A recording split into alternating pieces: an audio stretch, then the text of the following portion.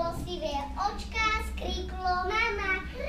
A mamička, žabka milá, veľmi sa mu potešila, zavolala zakrátko. Poďte žabky, babky, tetky, poďte, že k nám na posiedky máme malé žabiatko. Hneď sa zbehli babky, žabky z nášho rumu novej hapky. Košieločky, čepčeky a periny, kolísku s prstými.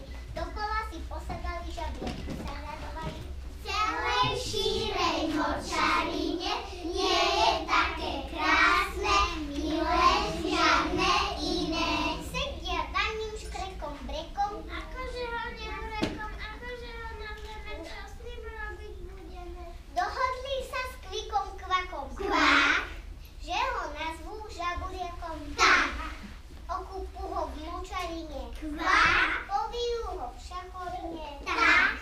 Mamička len hlavou kýva, s láskou v očkách sa mu díva. Celej šírej močarine nie je také krásne, milé, žiadne iné. Starej žaby prisvedčujú kvák.